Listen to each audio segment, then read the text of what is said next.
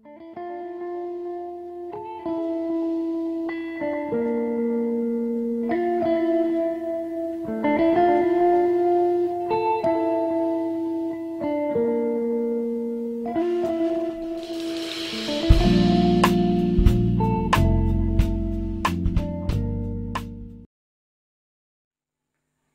akan melihat makhluk dan kejadian mempunyai kesan terhadap sesuatu, dan dia lupa pada kekuasaan Allah yang mengawal segala sesuatu itu. Kewajiban si hamba ialah menghapuskan hijab tersebut agar apapun bentuk takdir, ruang dan waktu yang dia berada di dalamnya, dia tetap melihat pada ayat-ayat Allah. Hatinya tidak putus bergantung kepada Allah, ingatannya tidak luput dari mengingat Allah, mata hatinya tidak lepas dari memperhatikan sesuatu tentang Allah. Ingatan dan perasaan senantiasa bersama Allah.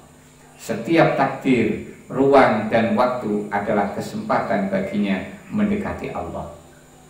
Hati kita bisa mengarah pada dunia atau pada akhirat ketika menerima kedatangan sesuatu takdir.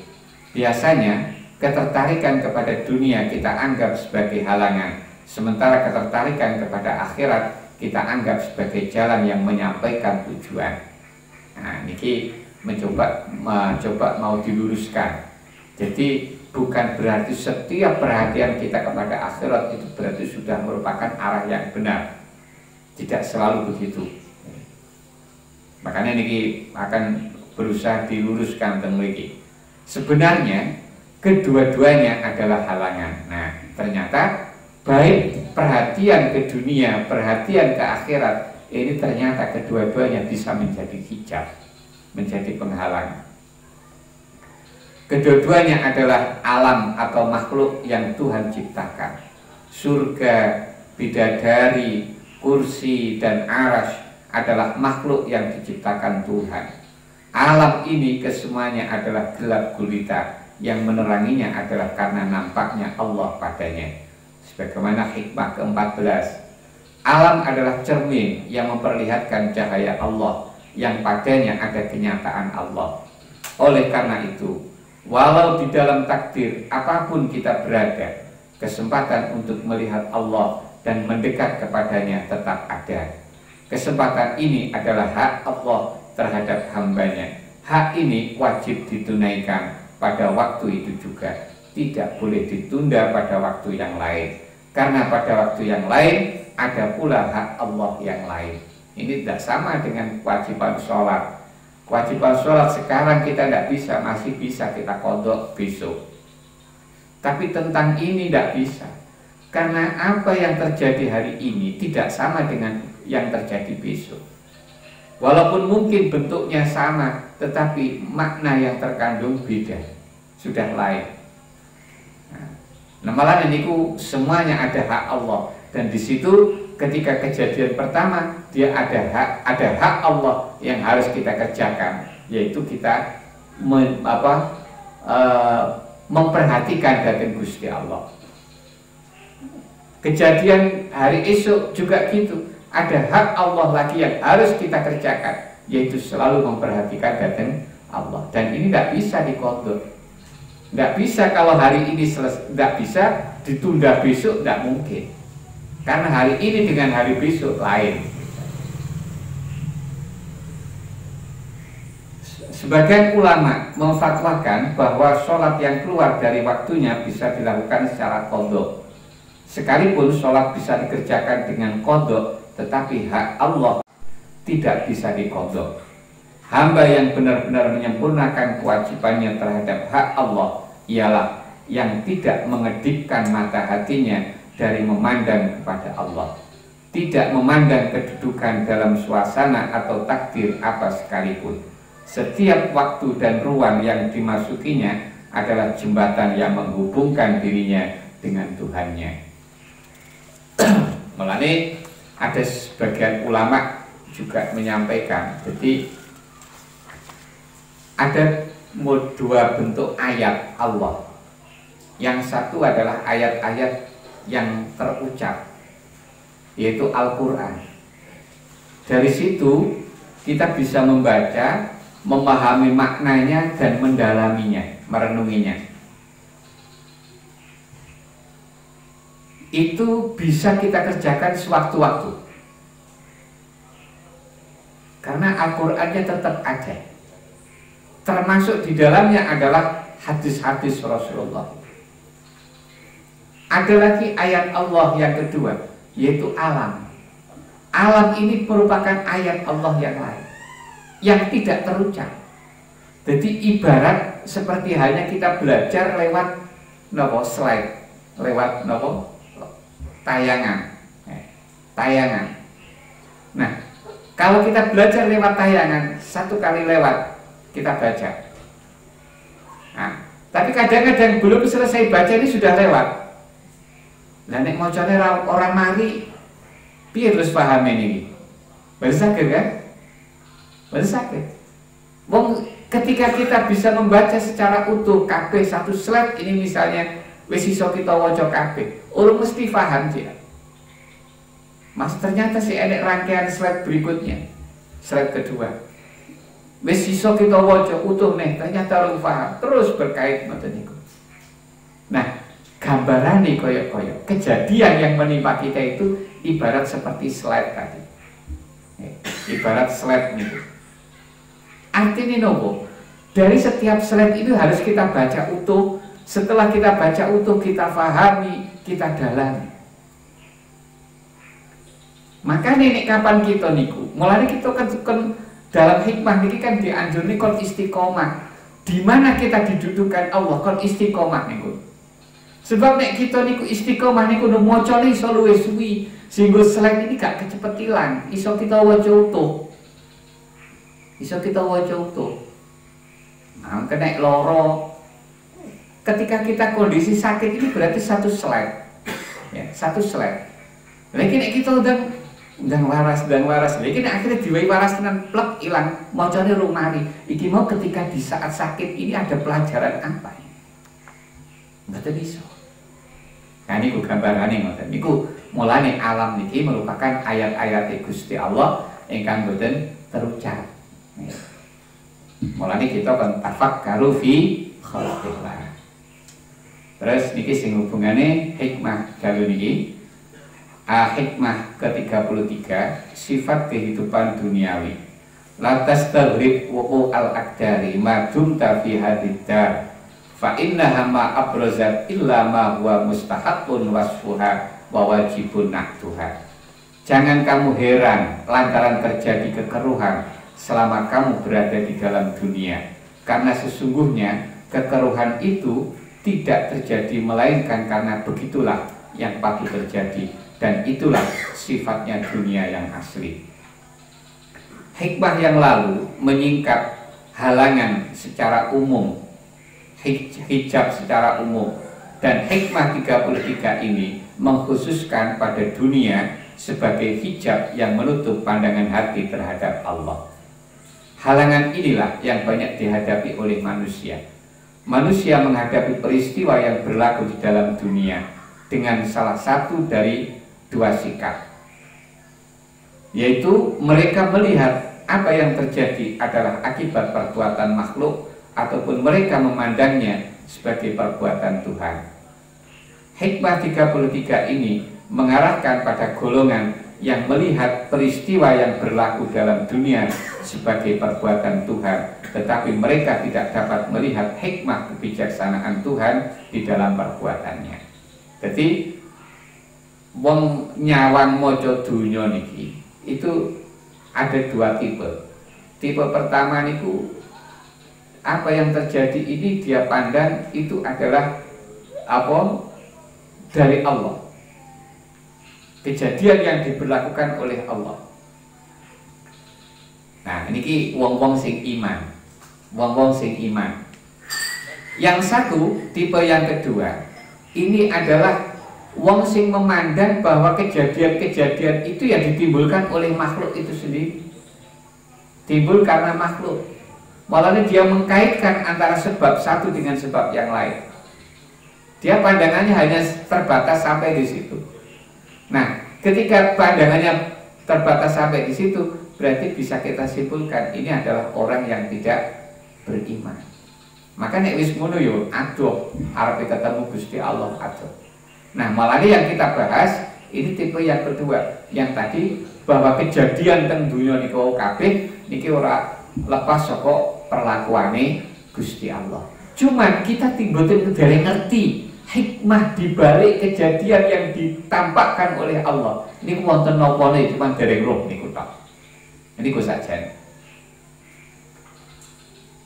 Manusia yang telah memperoleh kesadaran dan hatinya sudah berangsur bersih, dia akan cenderung untuk mencari kesempurnaan.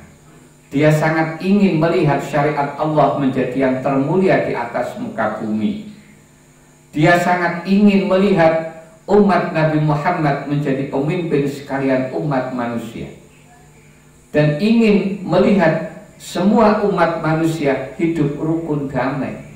Iki wong wis mulai resik atine. Iki mesti pemikirannya ideal, serba ideal. Kepingin uripe damai, kepingin Islam itu jaya, kepingin umat-umat muslim itu umat-umat muslim itu terhormat. Niku selalu berpikir ideal sih kayak ngoten. Dia inginkan segala hal yang baik dan sanggup berkorban untuk mendatangkan kebaikan kepada dunia. Nah, mereka dia memang betul-betul perhatian ini tidak hanya sekedar jenenge tipu daya, enggak, tapi memang dia betul-betul memperhatikan itu. Sehingga karena dia perhatian itu, maka seolah-olah dia itu sanggup seandainya dia harus berkorban agar kebaikan itu bisa terjadi. Agar ketentraman bisa terjadi, dia sanggup berkorban sampai ngoten niku. Nah, begitulah sebagian daripada keinginan yang lahir di dalam hati orang yang hatinya sudah berangsur bersih. Tetapi apa yang terjadi adalah kebalikan dari apa yang menjadi hasrat murni si hamba Allah yang telah insaf. Kenyataannya piye? Kenyataannya walaupun dia begitu kuatnya berharap, begitu kuatnya berusaha, bahkan begitu hebatnya dia berkorban, toh kenyataan yang ada di dunia ya tetap seperti itu. Tetap seperti itu. Sekarang gini saja, ning dunia niku ada pemetaan antara fakir miskin, miskin kaya. Ya. Karena itu kejadian pemetaan miskin kaya itu semenjak kapan ini? Kan mulai ketawal nih pun dari semenjak dulu. Nah sampai hari kiamat ya udah enek habis sih, tetap itu nanti, tetap ngoten iku. Makanya apa jenenge harapan-harapan yang seperti itu ini adalah merupakan harapan-harapan yang hati orang yang hatinya itu sudah bersih. Tetapi kalau dia berlebihan di dalam perhatiannya yang seperti itu, maka dia akan kehilangan kesempatan untuk mendekati Allah. Walaupun ini bukan hal yang jelek. Wong arep berjuang apik kok arep dialalkan boten. Niku apik. Tetapi di sisi yang lain dia berarti kehilangan. Tetapi apa yang terjadi adalah kebalikan dari apa yang menjadi hasrat murni si hamba Allah yang telah insaf. Kekacauan terjadi di mana-mana, pembunuhan terjadi di sana sini, umat Islam ditindas di beberapa tempat, kezaliman dan ketidakadilan berlangsung dengan leluasa. Seruan pada kebaikan telah tidak diindahkan. Ajakan pada perdamaian tidak dipedulikan. Perbuatan maksiat terus juga dilakukan tanpa segan. Si hamba tadi melihat kekeruhan yang terjadi dalam dunia dan merasakan seperti mata tombak menikam ke dalam ulu hatinya. Hatinya merintih. Agamamu dipermainkan. Di manakah pembelaan darimu wahai Tuhan? Umat Islam ditindas. Di manakah pertolonganmu wahai Tuhan? Seruan pada jalanmu tidak disambut. Apakah engkau hanya berdiam diri wahai Tuhan? Manusia melakukan kezaliman, kemaksiatan dan kemungkaran. Apakah engkau hanya membiarkan wahai Tuhan? Nah, Sampai saking kacau ide itu sampai dia kadang akan keluar bisikan sing kados ngeten iki. Beginilah keadaan suasana hati orang yang merasa heran melihat kekeruhan kehidupan dunia ini dan dia tidak mampu menjernihkannya.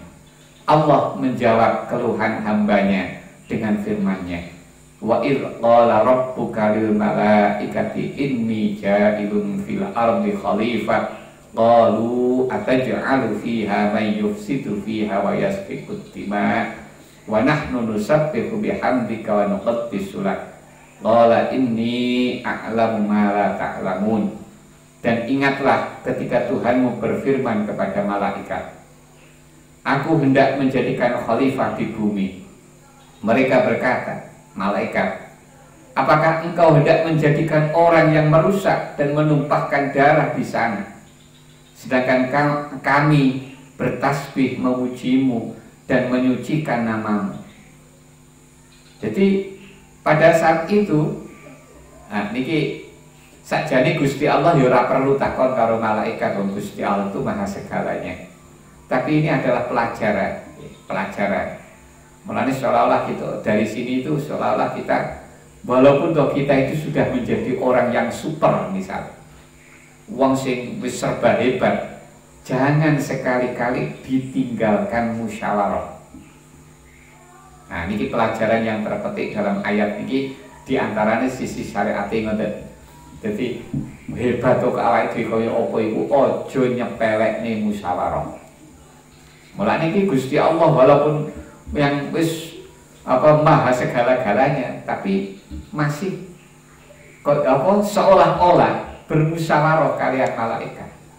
Makanya malaikat kemudian memberi pendapat ngeten kalian malaikat, Gusti napa jenengan badhe menciptakan wong sing bakal membuat kerusakan ten dunya niki, ten bumi niki, sing akan selalu mengalirkan darah ten bumi niki.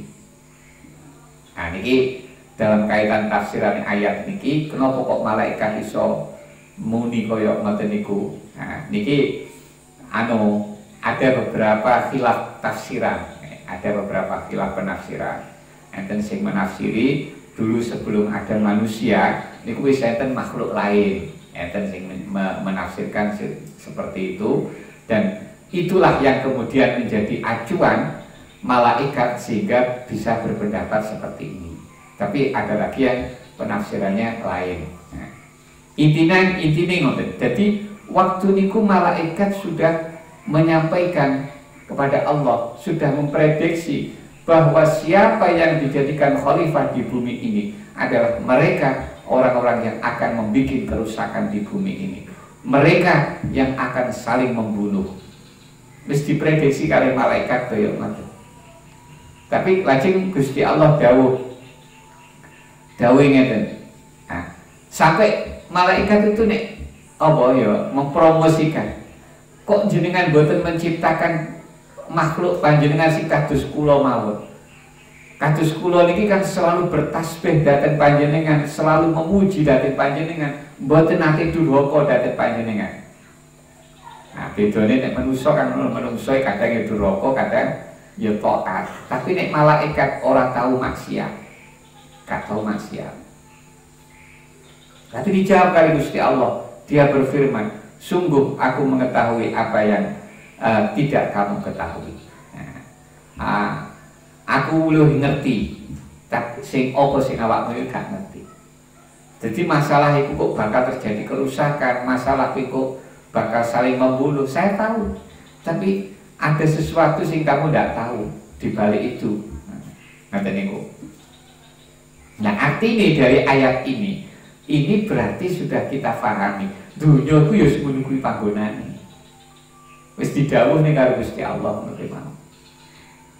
Para malaikat sudah dapat membayangkan tentang kehidupan dunia yang akan dijalani oleh makhluk berbangsa manusia sebelum manusia pertama diciptakan. Sifat dunia yang dinyatakan oleh malaikat ialah huru-hara dan pertumpahan darah. Dunia adalah ibu, sementara huru-hara dan pertumpahan darah adalah anaknya. Ibu tidak melahirkan kecuali anak dari jenisnya juga. Kelahiran huru-hara, peperangan, pembunuhan dan sebagainya di dalam dunia adalah sesuatu yang seharusnya terjadi di dalam dunia. Sebab iku mung anake donya kabeh. Lah ibune ya wis ngono. Ibune kan rupa donya. Donya ku ya wis ngono kuwi, panggonane keruh, panggonane butek. Mulane anak-anake ya pasti padha karo ibuke. Ngoten.